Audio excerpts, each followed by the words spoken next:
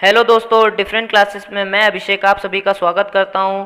आज की वीडियो में रेडियो सक्रियता का पार्ट 2 मैं लेकर आ चुका हूं। अगर अभी तक आपने पार्ट 1 नहीं देखा है तो प्लीज़ जाके वो पार्ट भी देख लीजिए, क्योंकि जितनी भी बेसिक नॉलेज थी वो मैंने सब आपको उस वीडियो में प्रोवाइड करा दी थी। तो चलिए चलते हैं आज की वीडियो की तरफ। आज की वीडियो में जितने भी इंपॉर्टेंट क्वेश्चन हैं एसएससी और रेलवे से आए हुए वो मैं सब आपको प्रोवाइड कराऊँगा। तो पहला क्वेश्चन है आपका, अल्फा बीटा और गामा की भेदन क्षमता को अवरोही क्रम में व्यवस्थित कीजिए। जो अवरोही क्रम है तो क्या होगा, सबसे पहले आपकी कौन आ जाएगी, गामा आ जाएगी, फिर आपकी बीटा आ जाएगी, फिर क्या है अल्फा हो जाएगी, क्योंकि जो गामा है उसकी सबसे ज़्यादा भेदन क्षमता होती है, उसके बाद बीटा की और फिर अल्फा की होती है। अगले प्रश्न की तरफ चलते हैं। अगला प्रश्न आपका, गामा किरणें किससे बनी होती हैं? तो ये किससे बनी होती हैं? ये आपकी होती हैं विद्युत चुम्बकीय तरंगे। कैसी होती हैं? विद्युत चुम्बकीय तरंगे। अगले प्रश्न की तरफ चलते हैं। निम्नलिखित रेडियो तत्वों में से किसका उपयोग मनुष्य के शरीर में रक्त प्रवाह की गति के मापने में किया जाता है? तो ये किसका किया जाता है, किस तत्व का? ये किया जाता है रेडियो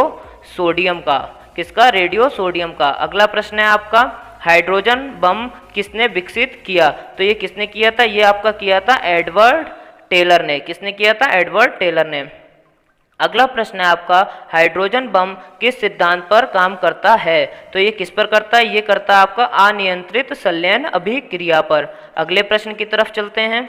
अगले प्रश्न पर जाने से पहले थोड़ी सी आपको इन्फॉर्मेशन मैं दे देता हूं। अगर अभी तक आपने हमारा चैनल ज्वाइन नहीं किया है टेलीग्राम पर, तो जाकर प्लीज़ हमारा टेलीग्राम चैनल जो है ज्वाइन कर लीजिए, क्योंकि जितनी भी इंपॉर्टेंट पीडीएफ होंगी मैं वो सब आपको उसी पर प्रोवाइड कराऊंगा। तो चलिए चलते हैं अगले प्रश्न की तरफ। अगला प्रश्न है आपका, रेडियो धर्मिता नापी जाती है। तो रेडियो धर्मिता किससे नापी जाती है? ये आपकी नापी जाती है गीगर मूलर काउंटर से। अगले प्रश्न की तरफ चलते हैं। तो अगला प्रश्न है आपका, न्यूक्लियर रिएक्टरों में विमंदक और प्रशीतक दोनों की तरह प्रयुक्त होने वाला पदार्थ है। तो वह पदार्थ कौन सा हो जाएगा? वह पदार्थ आपका हो जाएगा भारी पानी। अगले प्रश्न की तरफ चलते हैं। अगला प्रश्न है आपका, नाभिकीय संयंत्रों में ग्रेफाइट का उपयोग किया जाता है। तो ये किस तरह से उसका उपयोग किया जाता है? ये किया जाता है विमंदक की तरह। किसकी तरह से? विमंदक की तरह। अगले प्रश्न की तरफ चलते हैं। अगला प्रश्न है आपका, निम्नलिखित में से कौन सा सौर ऊर्जा का स्रोत है? तो ये कौन सा स्रोत हो जाएगा? ये आपका हो जाता है नाभिकीय संलयन जो है सौर ऊर्जा का स्रोत है। अगले प्रश्न की तरफ चलते हैं। अगला प्रश्न है आपका, किस प्रकार की अभिक्रिया से सबसे अधिक हानिकारक विकिरण पैदा होती है? तो जो सबसे अधिक हानिकारक विकिरण पैदा होती है वह आपकी होती है विखंडन से। किससे होती है? विखंडन से होती है।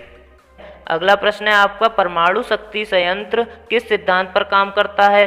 तो ये किस पर काम करता है? ये आपका विखंडन पर काम करता है। अगला प्रश्न है आपका, परमाणु बम का आविष्कार किसने किया? तो ये किसने किया था? ये किया था आपका ऑटो हॉर्न ने। किसने किया था? ऑटो हॉर्न ने। अगला प्रश्न है आपका, यूरेनियम विखंडन की सतत प्रक्रिया को जारी रखने के लिए किस कण की जरूरत होती है? तो किस कण की जरूरत होती है? ये आपकी होती है न्यूट्रॉन की। अगले प्रश्न की तरफ चलते हैं।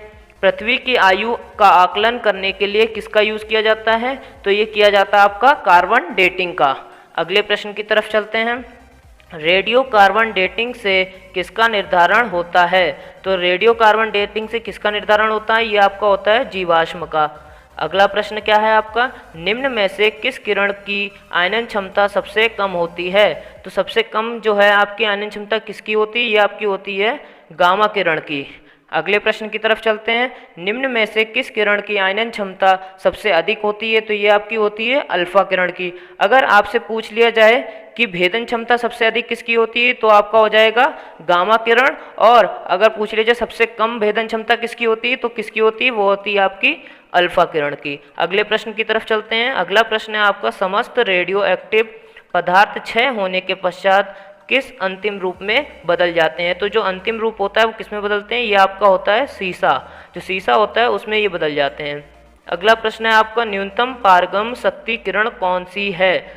तो न्यूनतम मतलब कि जिसकी सबसे कम शक्ति हो वो कौन सी हो जाती है? वह आपकी हो जाती है अल्फा किरण। अगले प्रश्न की तरफ चलते हैं। किस रेडियो एक्टिव तत्व का नाम उसके खोजकर्ता के देश के नाम पर रखा गया है? तो जो देश है वो कौन सा है आपका? पोलोनियम। पोलोनियम के नाम पर ही क्या है उसका नाम रखा गया है। चलिए अब आगे चलते हैं। आपको मैं अपने चैनल का जो टाइम टेबल है एक बार फिर से बता देता हूँ। जो फिजिक्स है वो आपको मंडे और ट्यूसडे को पढ़ाई जाती है, और जो बायोलॉजी है वो आपको वेडनेसडे और थर्सडे को पढ़ाई जाती है, और जो केमिस्ट्री है वो आपको फ्राइडे और सैटरडे को पढ़ाई जाती है। इन तीनों ही सब्जेक्ट की जो टाइमिंग है वो शाम को 8 बजे ही रहती है। अगर अभी तक आपको हमारी वीडियो अच्छी लगी हो तो लाइक कमेंट शेयर कीजिए और चैनल को सब्सक्राइब कीजिए। और अगर आपने अभी तक हमारी इस वीडियो का फर्स्ट पार्ट नहीं देखा है तो ऊपर क्लिक कीजिए और केमिस्ट्री की प्लेलिस्ट देखने के लिए नीचे क्लिक कीजिए। मिलते हैं नेक्स्ट वीडियो में।